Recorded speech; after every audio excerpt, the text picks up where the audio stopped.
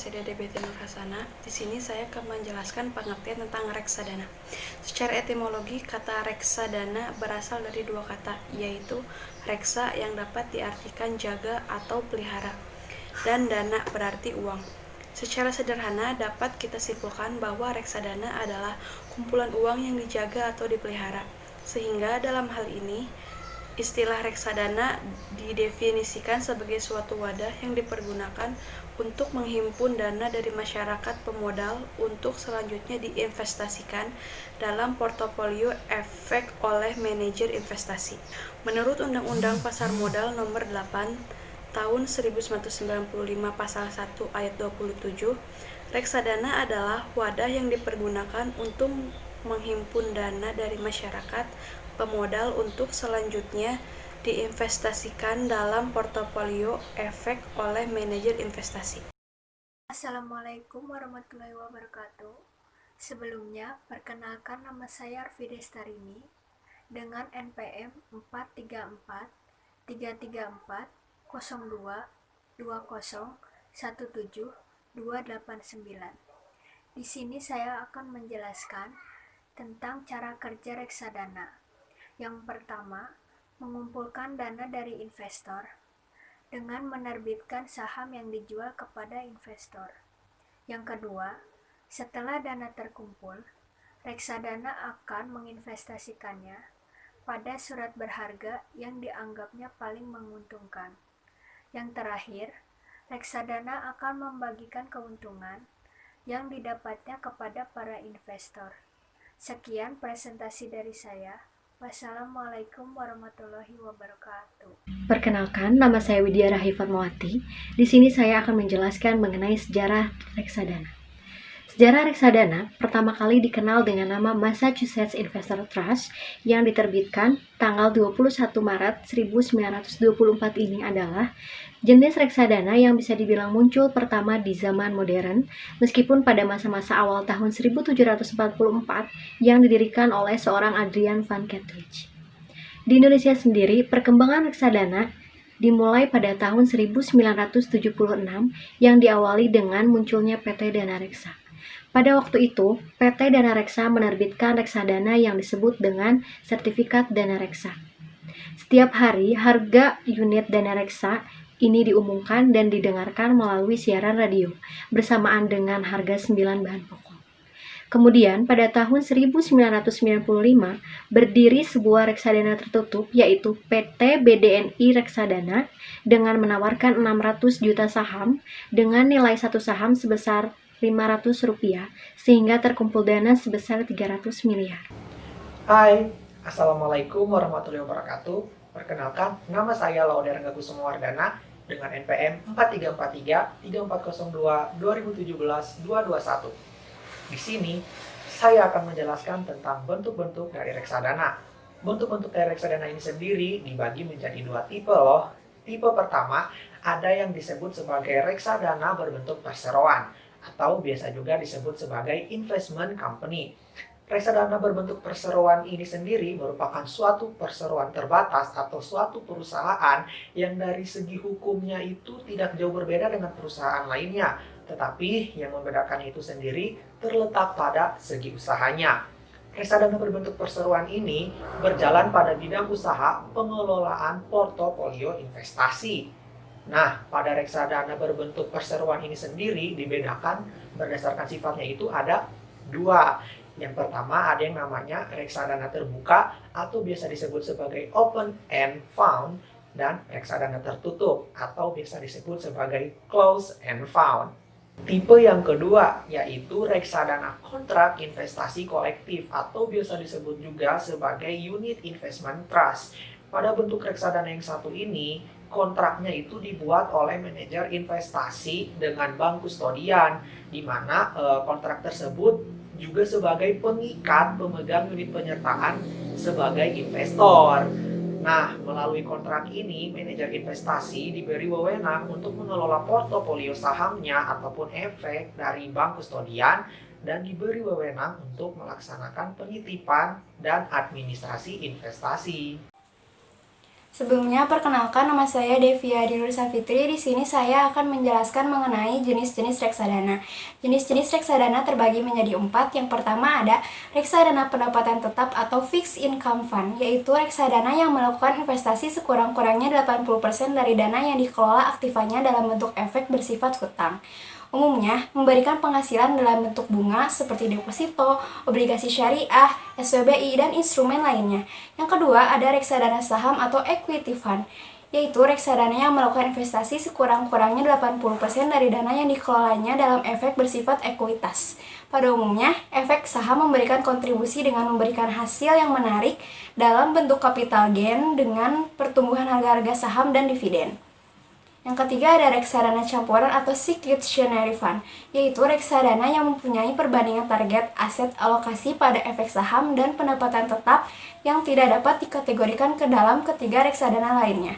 Reksadana campuran ini bersifat fleksibel yang dimana pengelolaan investasi dapat digunakan untuk berpindah-pindah dari saham ke obligasi maupun ke deposit, atau tergantung pada kondisi pasar dengan melakukan aktivitas trading. Yang keempat ada reksadana pasar uang atau money market fund, yaitu reksadana yang investasinya ditanam pada efek bersifat hutang dengan jatuh tempo yang kurang dari 1 tahun. Umumnya investasi dalam kategori reksadana pasar uang meliputi deposito, SBI, obligasi, serta efek hutang lainnya. Reksadana pasar uang memiliki tingkat resiko yang minim, namun keuntungan yang didapat juga sangat terbatas. Assalamualaikum warahmatullahi wabarakatuh. Nama saya Binti Istifarin. Di sini saya akan menyebutkan beberapa keuntungan dari reksadana. Yang pertama ada dikelola oleh ahlinya. Ahlinya di sini bisa disebut sebagai manajer yang sudah berpengalaman dalam bidangnya. Yang kedua, sarana investasi yang praktis dan fleksibel. Yang ketiga, ada investasi yang terjangkau. Yang keempat, risiko yang minimal. Yang kelima, terjaganya likuiditas. Dalam hal ini, memberikan keleluasaan untuk mengatur investasi sesuai dengan keuangan yang kita punya. Yang selanjutnya, transparansi berinvestasi. Seluruh informasi bersifat transparan. Yang selanjutnya, reksadana mempermudah e-modal untuk melakukan investasi di pasar modal. Dan yang terakhir, ada efisiensi waktu. Dana di reksadana dikelola oleh manajer yang sudah profesional, maka para pemodal tidak perlu memantau seluruh kinerja. Assalamualaikum warahmatullahi wabarakatuh. Perkenalkan, nama saya Vera Herniawati. Saya di sini akan menjelaskan tentang resiko reksadana yang terdiri dari 2 macam. Yang pertama ada resiko berkurangnya jumlah unit penyertaan Anda, di mana resiko ini merupakan resiko utama dalam berinvestasi di reksadana. Berkurangnya jumlah unit penyertaan Anda pada sebuah reksadana terjadi karena adanya fluktuasi dari harga aset-aset pada reksadana tersebut. Untuk efek saham, fluktuasi harga terjadi sesuai dengan mekanisme pasar yang terjadi di bursa efeknya. Untuk efek hutang, harganya cenderung naik pada saat tingkat bunga naik, dan sebaliknya, harganya cenderung turun pada saat tingkat bunga naik. Untuk instrumen pasar uang, fluktuasinya mengikuti tingkat suku bunga yang ada. Selain itu, kondisi ekonomi dan politik juga dapat menyebabkan terjadinya fluktuasi harga. Semua kebijakan politik dan hukum yang berkaitan dengan usaha dapat mempengaruhi harga suatu saham. Berikutnya yang kedua ada resiko kredit, di mana resiko kredit adalah resiko yang timbul pada efek utang dan instrumen pasar uang karena penerbit utang. Terima kasih. Assalamualaikum warahmatullahi wabarakatuh. Perkenalkan, nama saya Hadi Nuryana. Di sini saya akan menjelaskan tentang sasaran reksadana. Yang pertama, reksadana dengan sasaran pertumbuhan. Reksadana dengan sasaran pertumbuhan adalah reksadana yang berupaya untuk meningkatkan harga dari surat-surat berharga yang telah menjadi objek investasinya. Kemudian, memperoleh laba sebesar-besarnya untuk jangka waktu yang panjang. Yang kedua, reksadana dengan sasaran pendapatan. Reksadana dengan sasaran pendapatan adalah reksadana yang cenderung menitikduakan capital gain atau laba. akan tetapi memfokuskan pada pendapatan atau perolehan dividen dalam investasi di bentuk saham dan kupon dalam investasi di bentuk obligasi. Yang ketiga, reksadana dengan sasaran pertumbuhan dan pendapatan. Reksadana dengan sasaran pertumbuhan dan pendapatan biasa disebut dengan reksadana kombinasi.